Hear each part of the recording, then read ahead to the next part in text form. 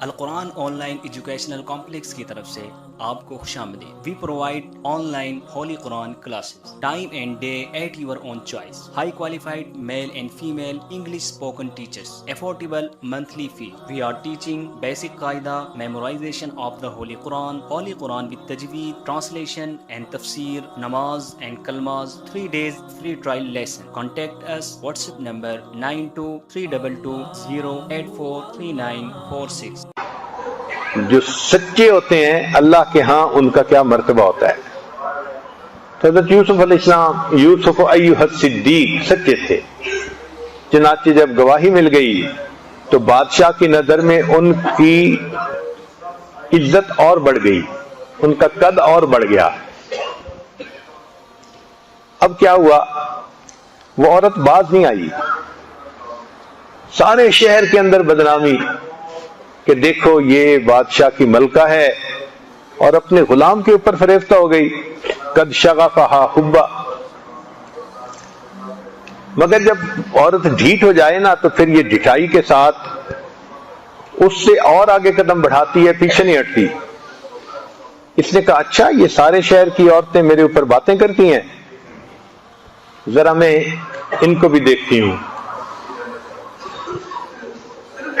مستوں پہ انگلیاں نہ اٹھاؤ بہار میں، مستوں پہ انگلیاں نہ اٹھاؤ بہار میں، دیکھو تو ہوش بھی ہے کسی ہوشیار میں۔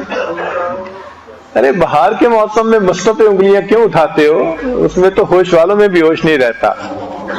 چنانچہ اس نے ایسے ہی کیا، عورتوں کو دعوت پہ بلایا اور یوسف علیہ السلام کو کہا کہ کوئی چیز لے کے ان کے سامنے آؤ۔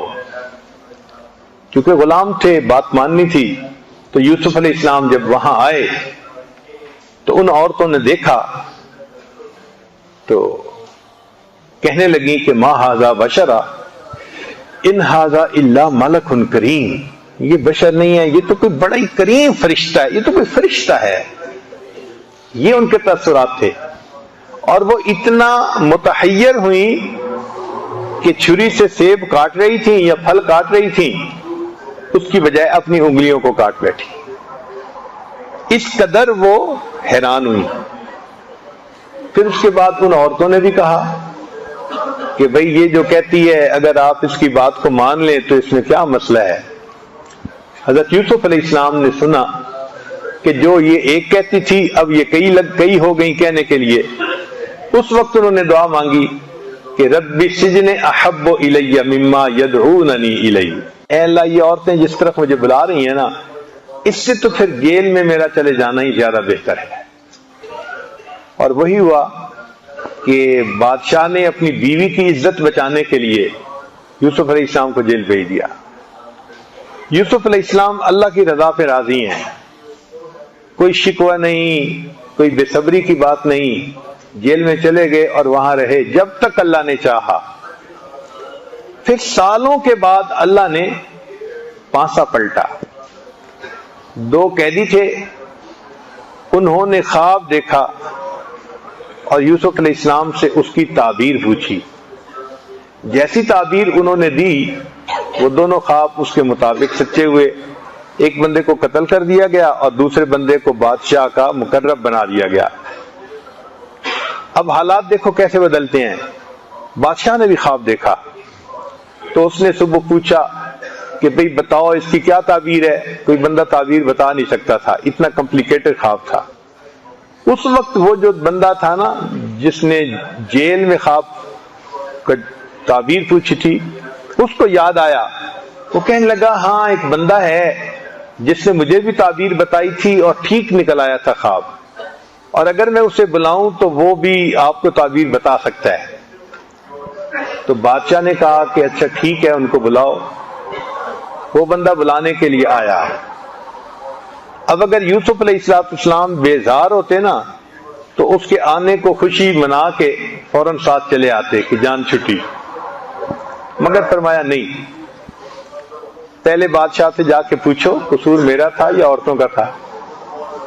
نبی علیہ السلام نے فرمایا اللہ میرے بھائی یوسف کو جزا عطا فرمائے، اتنے سال کی جیل کاٹنے کے بعد پھر بھی کہا کہ حق کو واضح کرو، نکھار کرو تب میں آؤں گا۔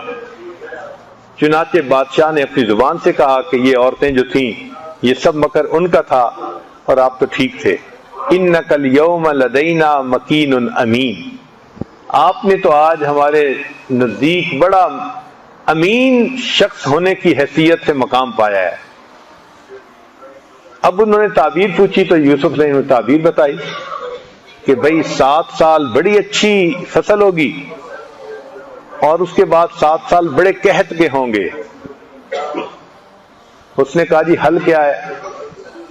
انہوں نے کہا حل یہ ہے کہ جب 7 سال اچھی فصل ہو تو جو گیہوں ہیں نا ان کو آپ پریزرو کر لیں، اور جب قحط آئے تو اس میں پھر اس کو یوز کر لیں تاکہ لوگ قحط سے بچ جائیں۔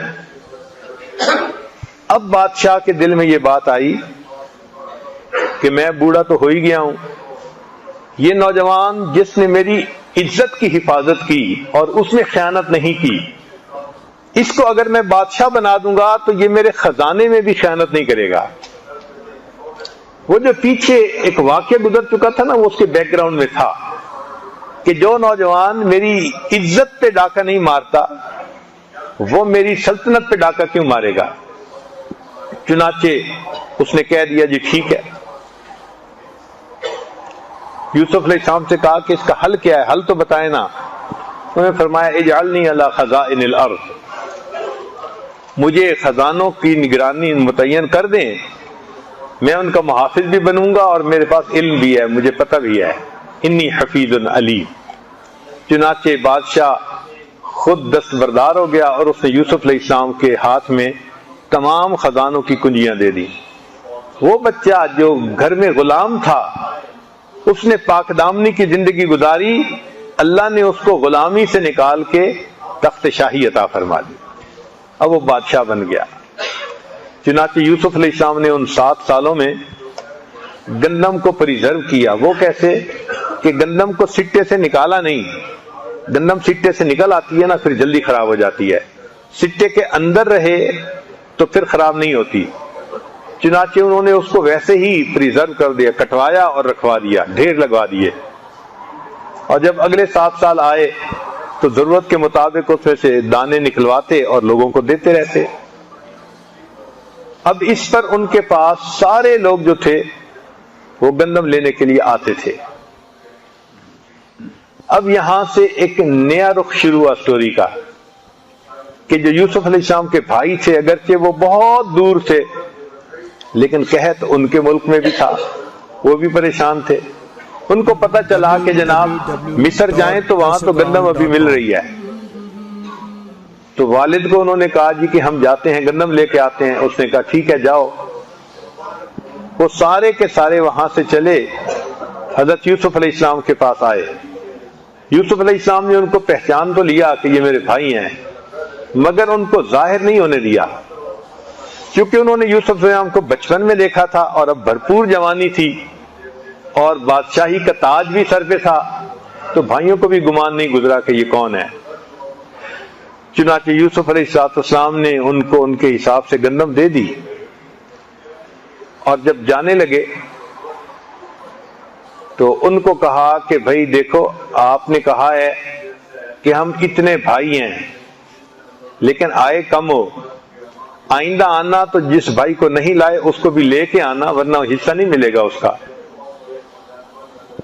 اب جب یہ لوگ واپس آئے تو اپنے والد کو کہا، والد نے کہا پہلے ایک بیٹے کو بھیجا تھا آپ لوگوں نے اس کے ساتھ کیا معاملہ کیا، اب اس کا دوسرا بھائی بنیامین میں اس کو کیسے بھیج دوں؟ اب انہوں نے جب دیکھا تو ان کا جو سارا مال تھا نا جو قیمت دی تھی وہ قیمت بھی ساتھ ہی تھی گیہوں میں، تو کہنے لگے کہ اچھا آئندہ جو ہے ہمیں بھائی کو ساتھ لے کے جانا ہے۔ اس ہیلے سے یوسف علیہ السلام کے پاس ان کے بھائی بھی نیکسٹ ٹرپ میں آ گئے۔ اب یوسف علیہ السلام نے ان سب کو گندم تو دی، لیکن جو بھائی بنیامین تھا نا اس کی گندم میں وہ جو برتن تھا نا جس سے پیمائش کرتے تھے وہ چھپا دیا بندوں نے۔ جب بھائی گندم لے کے چلے تو اذن مؤذن ایتھا العیر انکم لسارقون، پیچھے ایک بندے نے آواز دی بھائی ہمارا ایک پیالہ پیمائش کرنے والا جو تھا وہ گم ہو گیا ہے، تو ہمیں لگتا ہے کہ آپ لوگوں نے چوری کیا ہے۔ ان کا ہم نے تو چوری نہیں کیا۔ اچھا آپ نے نہیں کیا تو ہم آپ کا سامان دیکھیں گے۔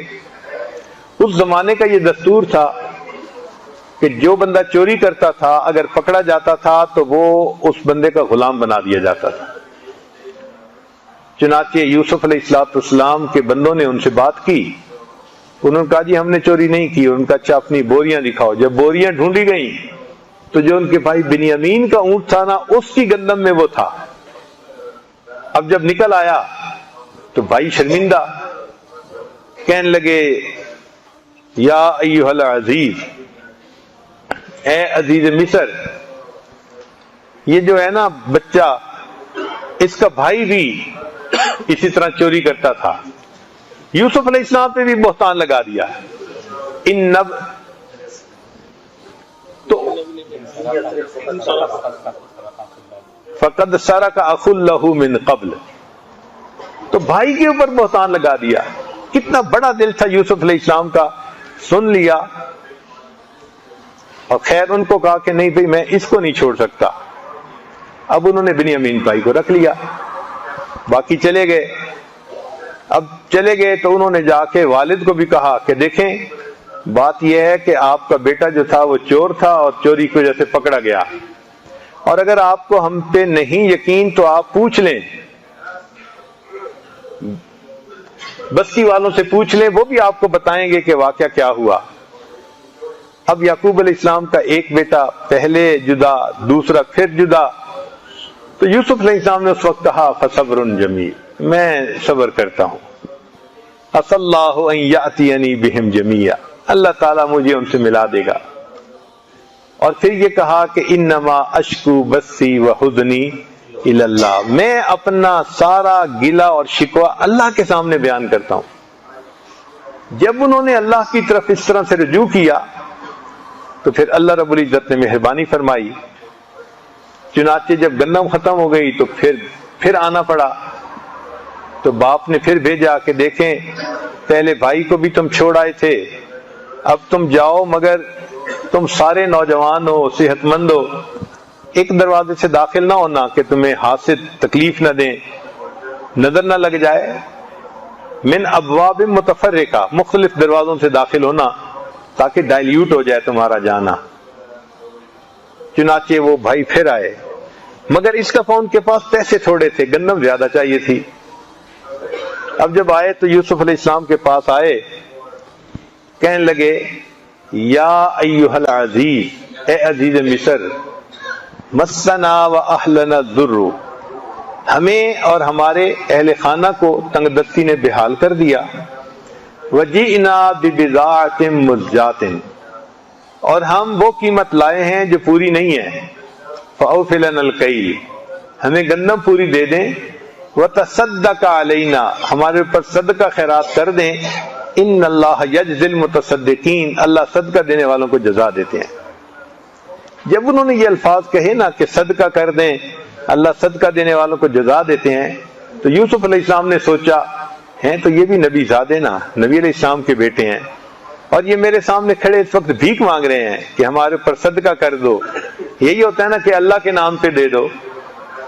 تو اس وقت انہوں نے پھر بات کھولی اور پوچھا ما فعلتم بیوسف، تم نے یوسف کے ساتھ کیا کیا تھا؟ ان کو تو وہم و گمان میں بھی نہیں تھی، ہکے بکے رہ گئے، کہنے لگے انک لانت یوسف، آپ یوسف ہیں؟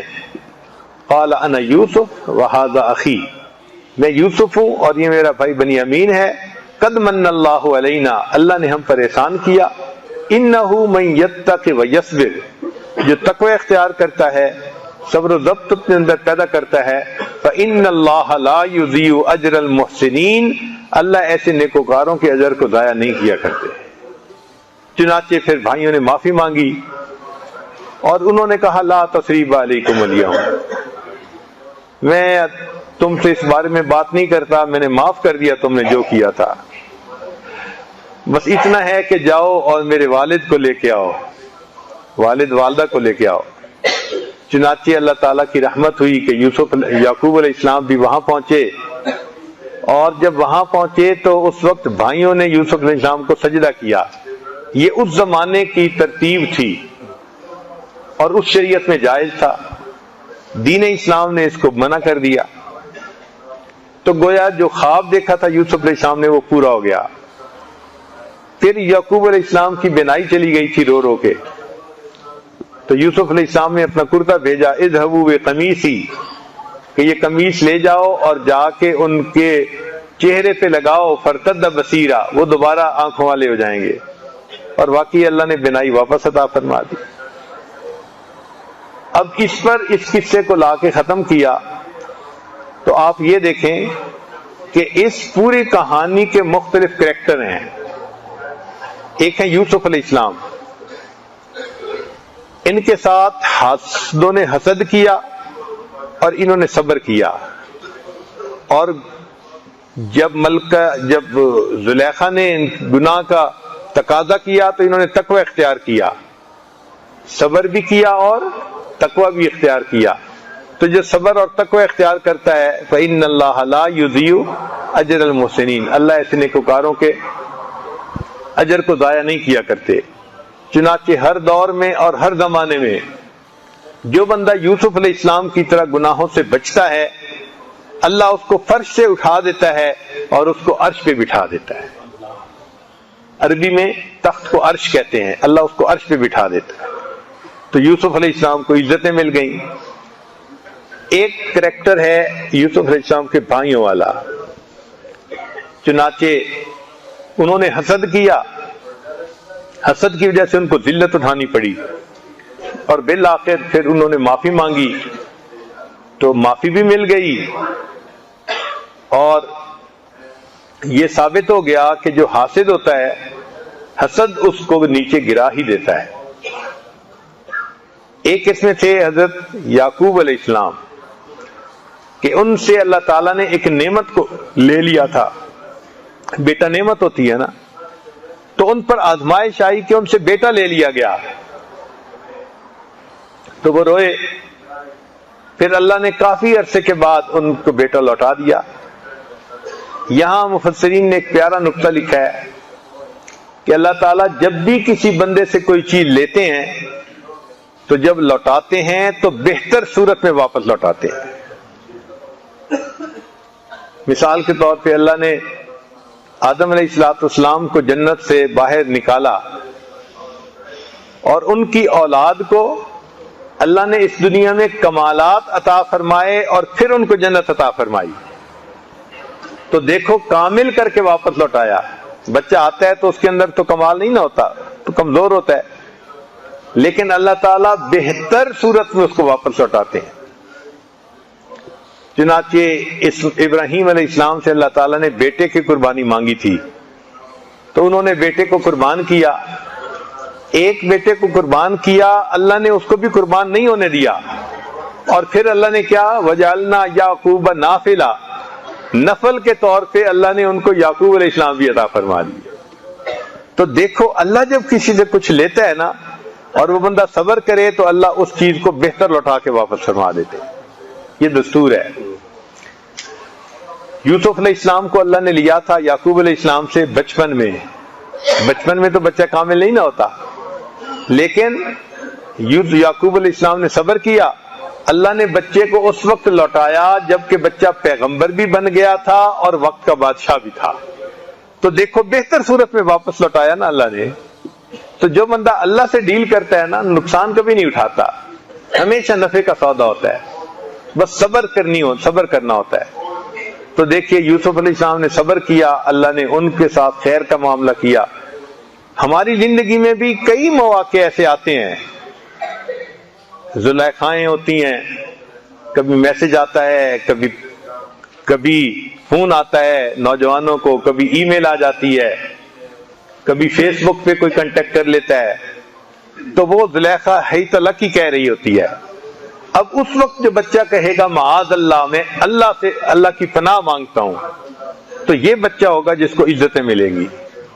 اور جو بچہ کہے گا کہ کوئی نہیں دوستی کر لیتے ہیں بعد میں نیک بن جائیں گے، یہ گویا یوسف علیہ السلام کے بھائیوں کے راستے پہ چلنے والا کہ اقتلوا یوسف او اطرحوہ ارضا یخل لکم وجہ ابیکم وَتَكُونُوا مِن بَعْدِهِ قَوْمًا صَالِحِينَ، تو پھر اس کے ساتھ یوسف علیہ السلام کے بھائیوں والا معاملہ ہوگا، ذلت ملے گی، انجام برا ہوگا۔ تو اس صورت میں ہمارے لیے بہت سبق ہے۔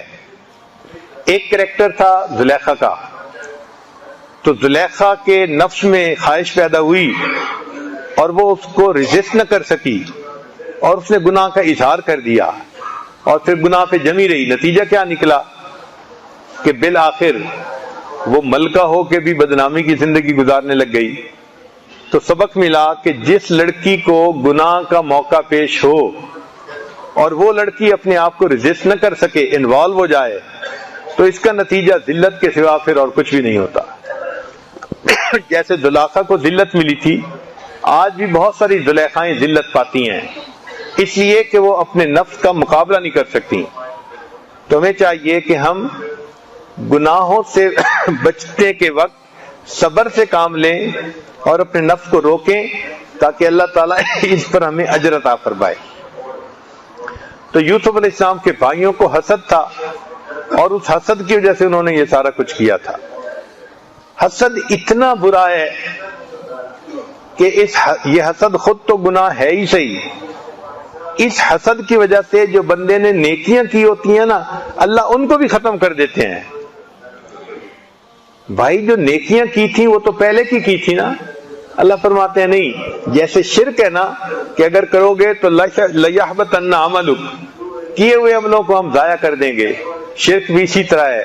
الحسد یأکل الحسنات کما تأکل النار الحطب، جس طرح آگ لکڑی کو کھا جاتی ہے، حسد کیے ہوئے نیک اعمال کو اس طرح کھا جاتا ہے۔ تو نیکیاں نہیں بچتی حاسد کی، نیک عمل بھی ضائع ہو جاتے ہیں۔